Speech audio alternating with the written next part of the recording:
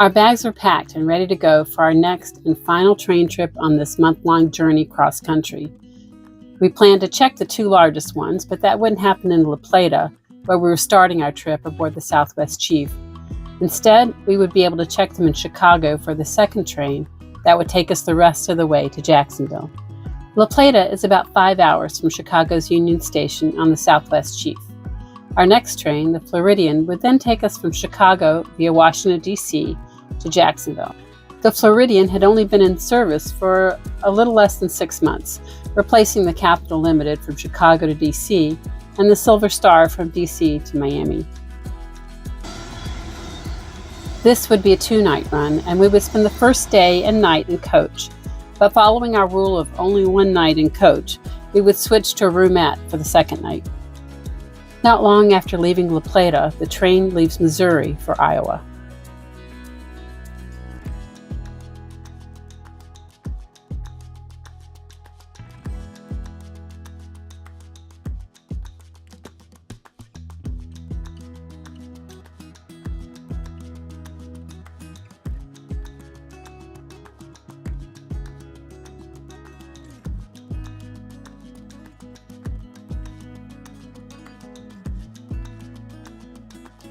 River, folks.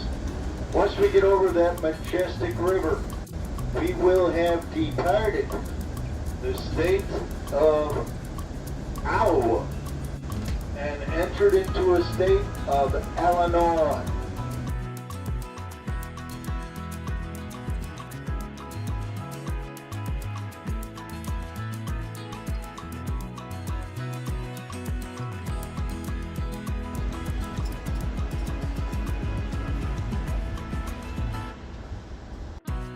We are having an almost comical bathroom drama along this cross-country trip. The Lakeshore Limited had several cars' toilets fail. The Cascades train had one get stopped up. Even our flight from Seattle had a problem with the first-class toilets that took them out of service for our 3 hours on board. So maybe it wasn't a big surprise that as soon as we boarded the Southwest Chief headed for Chicago, we were told that none of the toilets in our car were working. Final destination of downtown Chicago's Union Station, 25 to 30 minutes, folks. As we neared Chicago, the rural landscapes began to be replaced by suburban towns and commuter rail lines.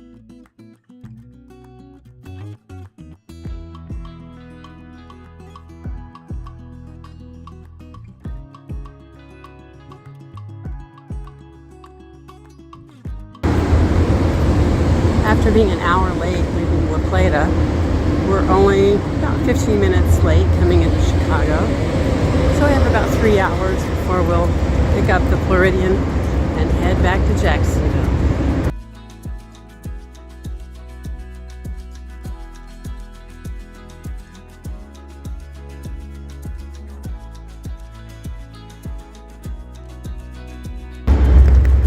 Our arrival in the open-air tunnel next to the canal reminds us that Chicago's a chilly day. It's about 25-degree drop from yesterday.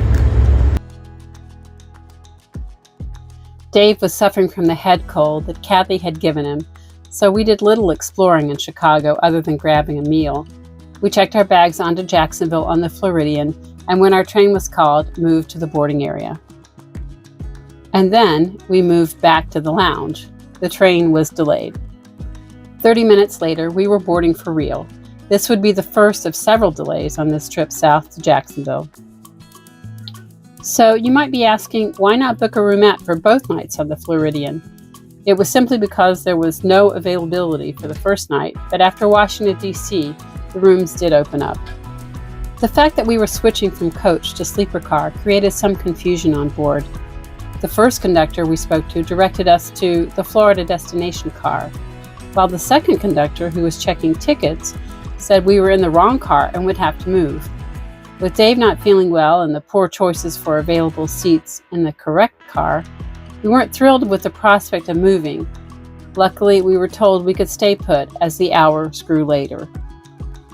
The first leg of the eastbound Floridian leaving Chicago travels along northern Ohio, past Toledo and Cleveland, before turning southeast toward Pittsburgh and D.C.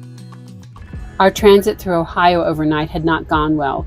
Announcements from the conductor made reference to a police incident outside of Toledo and a switch problem outside of Cleveland. These, combined with our half-hour delay out of Chicago, had us almost 2 hours behind schedule as we woke up south of Pittsburgh. We followed the Monongahela River south out of Pittsburgh and then entered the scenic Cumberland Gap as we made our way across western Maryland into West Virginia.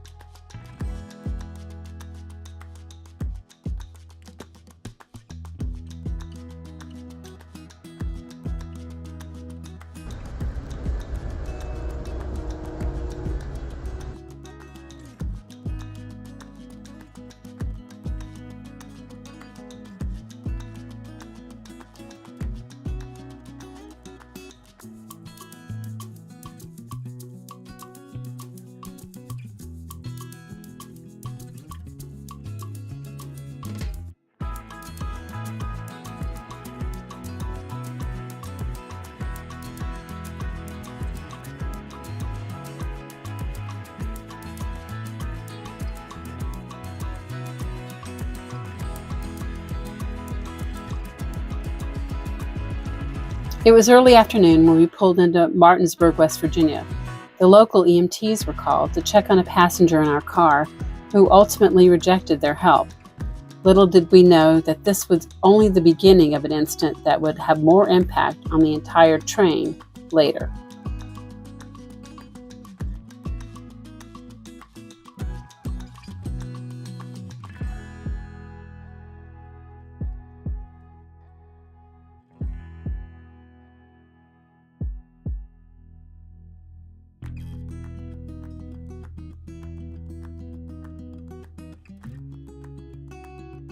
At Harper's Ferry, we joined the Potomac River that would begin our final approach to D.C.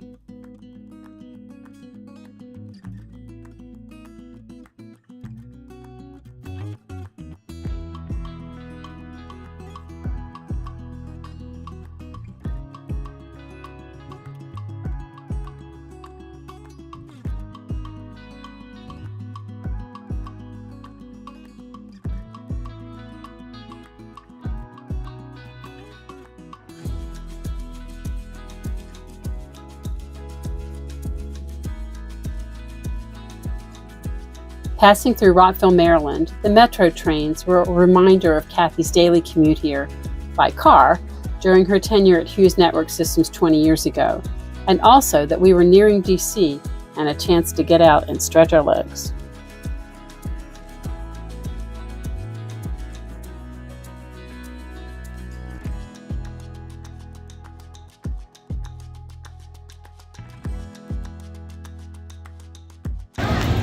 Washington, D.C. We're about an hour and 15 minutes late.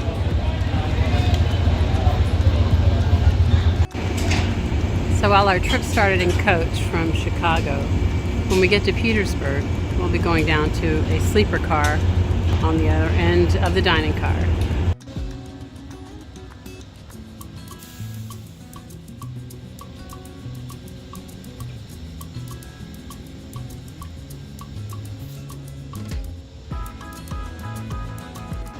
So our 1.25 hour delay was about to get much longer. The individual who had refused medical treatment in Martinsburg was in much more distress. Her cries caused the conductors to have another discussion with her. They thankfully were able to persuade her to accept the care here in DC that she obviously needed, explaining how she could take a subsequent train to her final destination. So it took a while for the EMTs to arrive and for her to be evacuated. Afterwards, the new passengers were brought on board and we were ready to leave. We do apologize for that inconvenience and that long layover. But we are now on our way to Alexandria. Alexandria is the next station stop.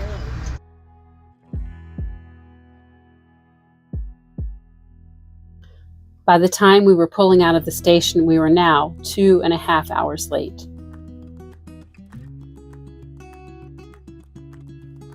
So since we were moving from coach to a roomette, why not make the move once we arrived in DC?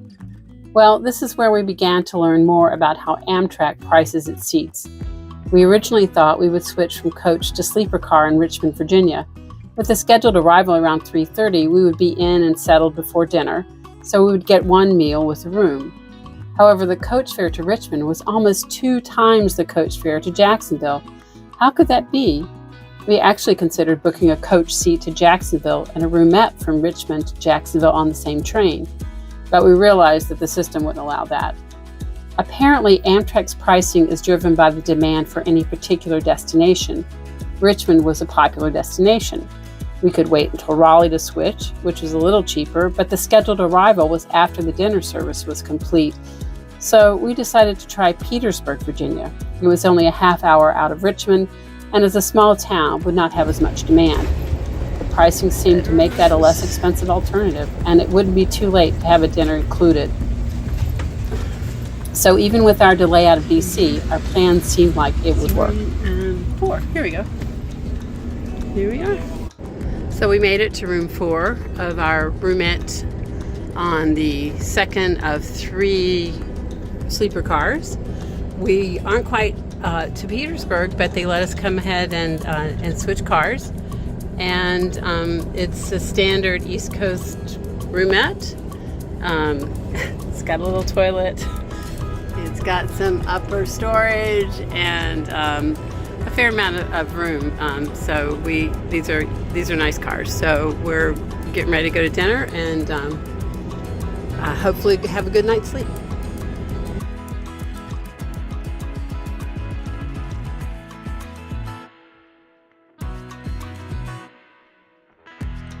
While we would normally share pictures from our dinner on the train, our dining companions were an Amish couple headed to Tampa, so pictures would have been inconsiderate. However, we learned that they had a relationship with their Dutchman Amish kitchen in Sarasota. She was one of the ladies who baked pies for this restaurant frequented by our family living in the area.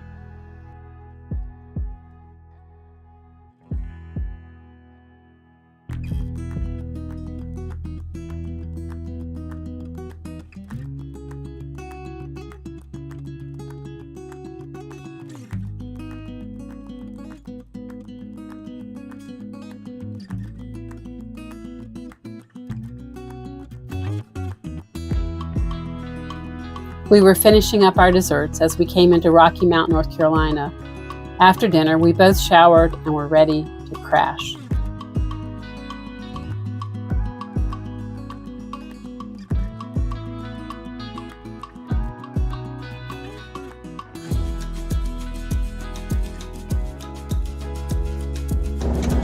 We're approaching Raleigh, North Carolina. It's our last night on the train after, I guess it's been more than 30 days of travel across country. We'll be in Jacksonville tomorrow morning and looking forward to getting home, but it's been a great trip. Good night, all.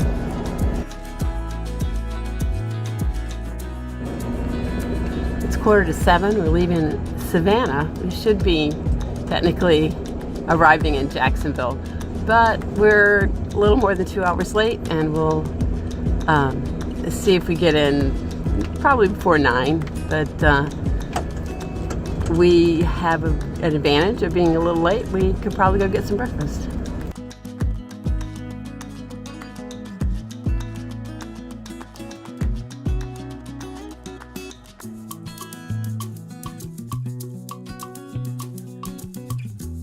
It had been 33 days since we began our cross-country trip. We had taken 7 trains, 2 cruises, and 1 flight. We had ridden commuter trains, city buses, and even a schoolie bus. And we had helped demolish and rebuild a deck. We had visited family and friends in 3 different states and collected lots of memories. So, what is that quote? It's not about the destination, it's the journey. So it is. We did pull into Jacksonville at 9 a.m.